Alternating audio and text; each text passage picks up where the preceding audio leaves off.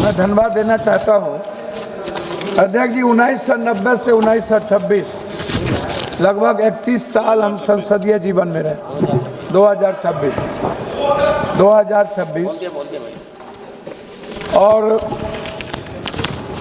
लगातार कई ऐसे स्पीकर के साथ संवाद और संवैधानिक दायित्व और सहमति के साथ ऊंचे आदर्श और नैतिक मूल्यों के साथ सोमनाथ दादा, संगमा जी, बाल योगी जी, जाखड़ साहब, कई ऐसे मीरा जी के, और फिर अभी जो हमारे स्पीकर महोदय हैं, या किसी व्यक्ति विशेष के खिलाफ सहमति और असहमति का सवाल नहीं है।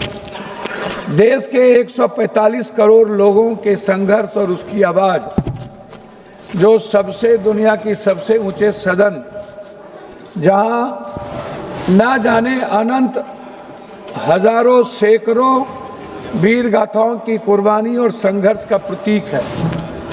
चाहे तिलका मांझी हो, भगवान बिरसा मुंडा हो, सिद्धू कानू हो, लोरिक हो, अल्लाह रुदल हो, बाबा साहब अम्बेडकर हो, चाहे वो संत रविदास हो, कबीर हो, चाहे दुनिया के जितने इतिहास, भगत सिंह, चंद्रशेखर जी, जिनका भी, अब्दुल हमीद, अशफाकुल्ला, जिनकी भी हिस्ट्री को आप ले ली, वह इसी लोकतांत्रिक मूल्यों की रक्षा के लिए इन्होंने कुर्बानी दी। हम सदन में इसलिए कुछ बात कहना चाहते हैं।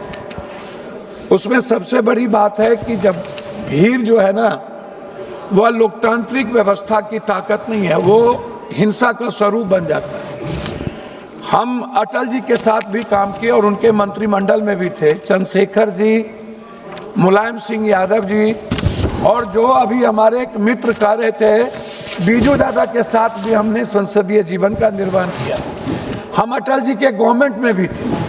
हमें याद है अटल जी की एक एक शब्द को, अडवाणी जी के एक एक शब्द को, मुलायम सिंह जी और चंद्रशेखर जी किस तरह हाउस में हमको प्रोटेक्ट करते थे। हाँ, मंत्रिमंडल में थे। आपको याद नहीं है, फेडरल डेमोक्रेटिक पार्टी मंत्रिमंडल में थे।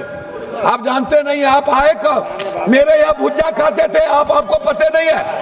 मेरे घर पर आकर के भुज्जा खाते थे आप। पप्पू जी लॉ मिनिस्टर थे। पप्पू जी नहीं, वही तो मैंने कहा, मेरे घर पर आप आकर के मानी गिरिराज जी, आप बैठ जाइए। चुप रही। मानी गिरिराज जी आए कब? गिरिराज जी बैठ जाइए। मानी गिरिराज जी बैठिए। आप आए कब? पप्पू यादव जी, जब मैं 5 बार पप्पू MP हो गया तब तो आप फायदा लिए। पप्पू यादव जी,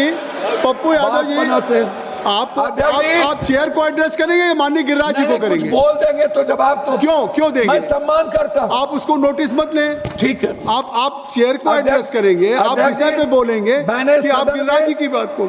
मैंने सदन में तेलंगाना के मुद्दों पर इसी जगह मिर्ची फेंकने को मैंने देखा था। मिर्च तेलंगाना राज के, हाँ जी, स्प्रे तेलंगाना राज के मुद्दों पर मैं इसी सदन में सोमनाथ दादा को न्यूक्लियर के सवाल पर उनकी पार्टी के द्वारा निष्कासित के बावजूद भी उनके वह वक्तव्य मुझे याद है।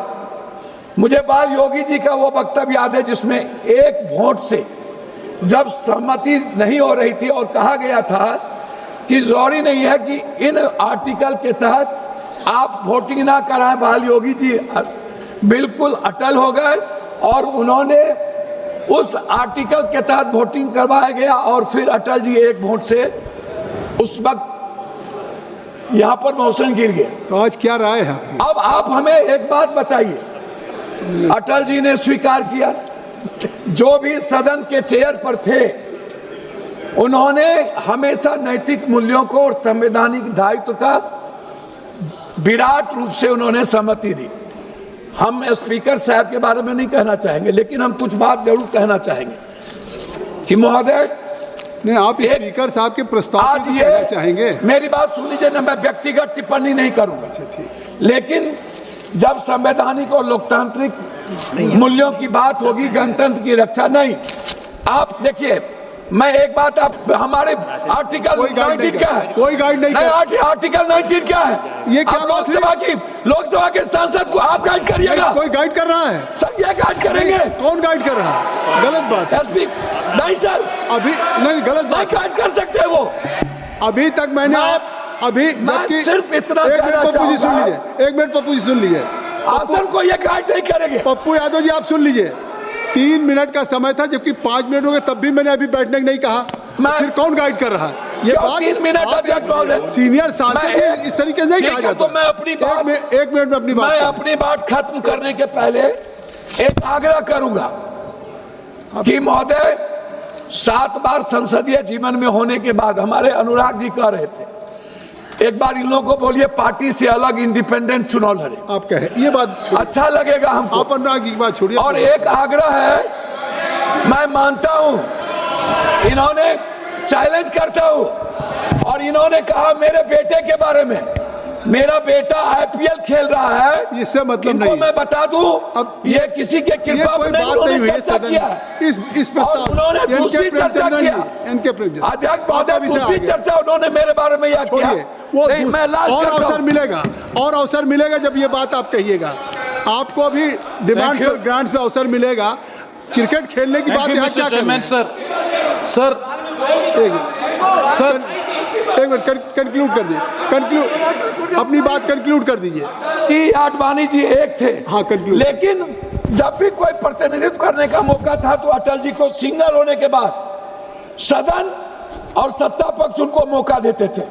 यहाँ पर सुषमा स्वराज जी का स्पीच याद है मुझे, कंक्लूड सोनिया करिए, गांधी और सुषमा जी का Conclude रेस्पेक्ट, वो मुझे याद है। तो कंक्लूड करिए। मुझे जसवंत सिंह और जसवंत सिन्हा के साथ काम करने का एनके मौका मिला। प्रेमचंद्रन जी, एनके मैं प्रेमचंद्रन। सिर्फ इतना कहूंगा कि हर सदन के एमपी की गरिमा और हिंदुस्तान के आपकी बात आ गई। 145 धन्यवाद। करोड़ की आवाज एनके प्रेमचंद्रन जी, इस आगे। सदन